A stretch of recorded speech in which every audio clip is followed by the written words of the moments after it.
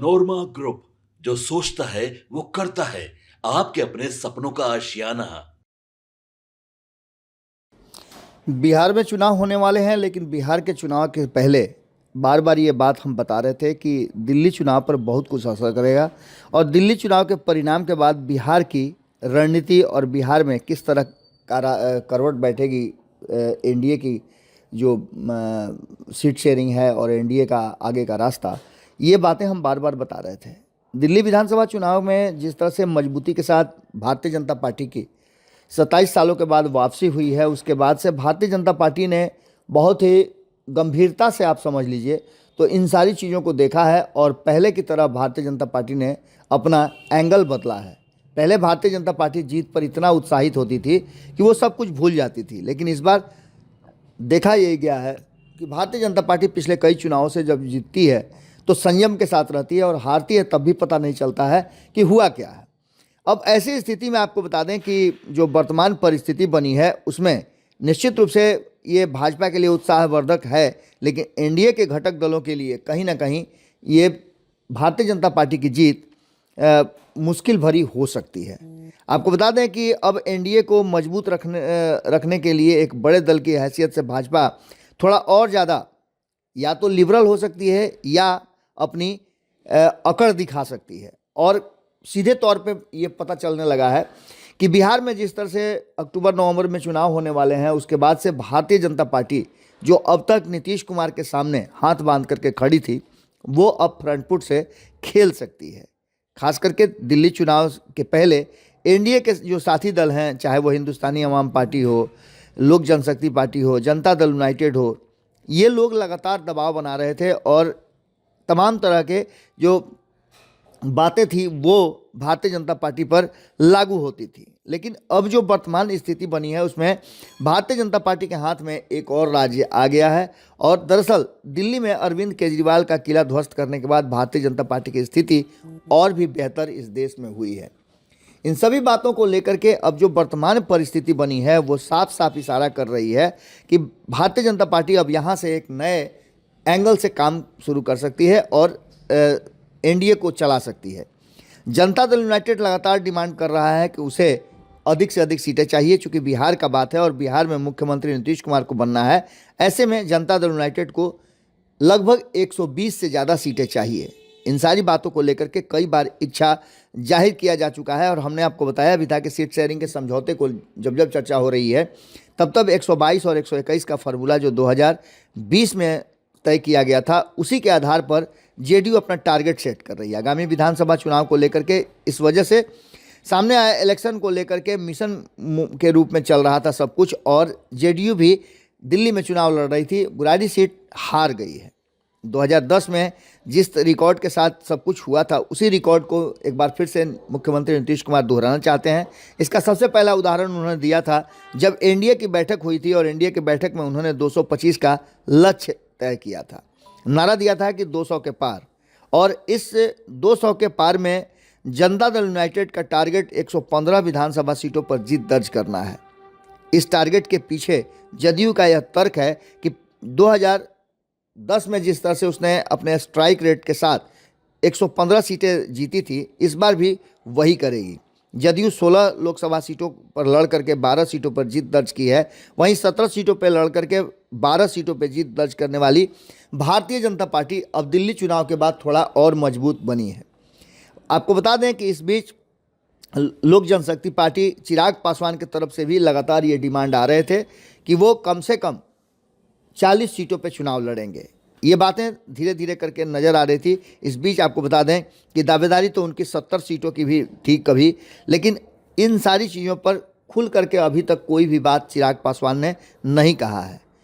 इसका सीधा सा मतलब है कि लोकसभा में 100% स्ट्राइक रेट देने वाले चिराग पासवान कहीं ना कहीं अब निश्चित रूप से दबाव जो बना रहे थे उस दबाव में थोड़ी कमी जरूर आएगी।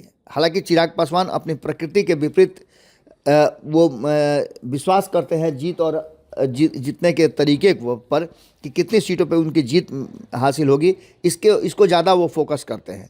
2024 के चुनाव में हाजीपुर, वैशाली, खगड़िया, समस्तीपुर और जमुई, ये पांचों लोकसभा सीट जीतने के बाद कहीं ना कहीं मनोबल निश्चित रूप से बढ़ा था और भारतीय जनता पार्टी को भी चिराग पासवान पर भरोसा ज़्यादा हुआ था। इस सारी बातों को लेकर के एक तरफ ये चल रहा है, वहीं दूसरी तरफ जीतन राम मांझी की बात करें तो जीतन राम मांझी भी 40 सीटों से लेकर के 20 सीट तक आ गए हैं और 20 सीटों से कम पर वो समझौता करने के लिए तैयार नहीं थे। लेकिन अब जो वर्तमान परिणाम आए हैं दिल्ली के, उसके बाद सबसे पहला जो बयान आया है वो ये आया है जीतन राम मांझी का कि दिल्ली तो अभी झांकी है, बिहार अभी बाकी है। हालांकि कुछ दिन पहले ही उन्होंने ये बात कह करके भारतीय जनता पार्टी को पेशोपेश में डाल दिया था कि उन्हें कमतर आंका जाता है और उन्हें कम करके समझा जाता है एनडीए के घटक दलों के बीच में। उन्होंने ये भी कहा था कि झारखंड का चुनाव हो या दिल्ली का चुनाव हो, उनके डिमांड के बावजूद उन्हें सीटें नहीं दी गई है, जबकि बाकी लोगों को प्रतिनिधित्व दिया जा रहा है। इसको लेकर के वो काफ़ी नाराज़ थे और उन्होंने कहा कि अभी बिहार बाकी है और बिहार में वो अपनी ताकत दिखाएंगे। आपको बता दें कि इन सारी बातों को लेकर के कहीं ना कहीं जो नए समीकरण बने हैं और दिल्ली का परिणाम आया है, उस परिणाम में हालांकि चिराग पासवान के कैंडिडेट को लेकर के शुरू से ही हम बता रहे थे आपको कि दीपक तंवर जो हैं वो देवली में बहुत अच्छा प्रदर्शन करके भी जीतने के करीब तक नहीं पहुंच पाएंगे। वहां जो भी होगा वो चिराग पासवान के ही नाम पर वोटें आएंगी और यही हुआ भी। हमने आपको चिराग पासवान का भी बयान सुनवाया, उनके कार्यकर्ताओं और पदाधिकारियों का भी बयान सुनवाया। हमारी पूरी टीम दिल्ली में ही है, ये भी आप जानते हैं। चुनाव परिणाम के बाद हमारी टीम ने जब चिराग पासवान से बात किया तो चिराग पासवान ने अपनी बातों को रखते हुए बहुत सारी बातें कही।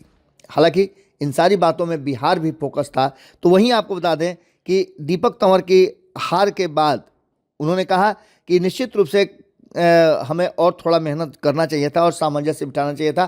कार्यकर्ताओं ने कहा कि थोड़ा सा कन्फ्यूजन भी हो गया क्योंकि हमारे चुनाव चिन्ह को लेकर के, हेलीकॉप्टर को लेकर के लोगों ने बहुत देर से रिएक्ट किया।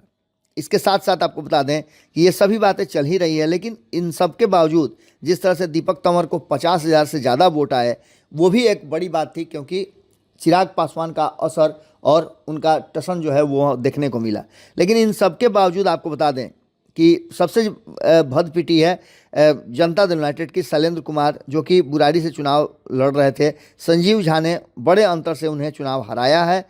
आम आदमी पार्टी के संजीव झा को 1,21,181 वोट मिले हैं, तो वहीं जदयू के शैलेंद्र कुमार को 1,05,80 वोट मिले हैं। हालांकि वोटों के में इजाफा जरूर हुआ है और भारतीय जनता पार्टी ने यहाँ पूरी ताकत लगा दी थी। आपने देखा होगा कि कई बड़े दिग्गजों को इस मैदान में उतारा गया था, हमने आपको लाइव दिखलाया भी था ये सब चीज़। लेकिन सबसे बड़ी बात ये कि हमने अब तक उपेंद्र कुशवाहा की चर्चा नहीं की। आपको बता दें कि इस चुनाव के बाद जब प्रधानमंत्री नरेंद्र मोदी ने अपना वक्तव्य दिया और वो जीत को लेकर के अपने कार्यकर्ताओं को और बाकी के साथियों को बधाई दे रहे थे, तो उन्होंने बिहार की चर्चा भी की। बिहार की चर्चा में नीतीश कुमार भी आए और बाकी के साथी दल भी आए। लेकिन सबसे ज़्यादा इसमें जो मुखर लोग थे उनकी आगे क्या स्थिति होगी ये आप अच्छी तरह समझ सकते हैं, क्योंकि भारतीय जनता पार्टी अब पूरी तरह से फ्रंट से लीड करेगी, डोमिनेट भी करेगी। लेकिन उपेंद्र कुशवाहा जो इस पूरे प्रक्रिया में बिल्कुल चुप थे, और कहा जाता है कि जब सब में बटेगा तो उनको भी मिलेगा, इस कॉन्सेप्ट के साथ वो चुपचाप सब कुछ सुन और देख रहे थे।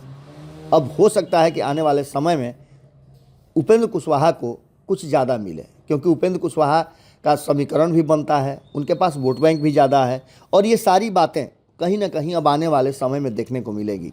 सबसे बड़ी बात कि क्या एनडीए के भीतर भारतीय जनता पार्टी जो 5 दल हैं उन 5 दलों को एक साथ जोड़ के रखने में कामयाब रह पाएगी, ये सबसे बड़ा सवाल है। क्योंकि सभी के डिमांड बड़े हैं और भले ही भारतीय जनता पार्टी डोमिनेट करे या जो भी फैसला करे, लेकिन एक बात तय है कि सीट शेयरिंग के समझौते में आकर के मामला फंसता हुआ जरूर दिखाई दे रहा है। अब आगे किस तरह से ये सब कुछ चलता है और नीतीश कुमार भारतीय जनता पार्टी के बीच में सामंजस्य बनता है, इसी पर असर करेगा आने वाले 2025 के चुनाव में भारतीय जनता पार्टी और नीतीश कुमार की अगुवाई वाला एनडीए का भविष्य। जुड़े रहिए भारत लाइव के साथ।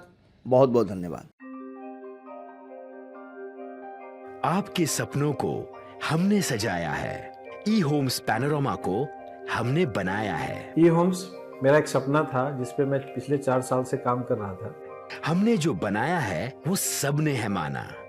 ई होम्स पैनोरामा में हो आपका भी आशियाना। और फाइनली हमने 2021 में इस प्रोजेक्ट को लॉन्च किया। बहुत लोग अप्रिशिएट कर रहे हैं कि पूर्णिया जैसे शहर में, बिहार के, एक तो बिहार की बात करें उसमें भी पूर्णिया जैसे छोटे जगह में इस तरह का लाइफस्टाइल देना, ये सुन के हम लोगों को बहुत अच्छा लगता है। ई होम्स में हमने कुछ और भी किया है, जैसे हम जिस जगह में रह रहे हैं हमारे फैमिली सिक्योर हो, उनको सिक्योरिटी का ध्यान में रखा है।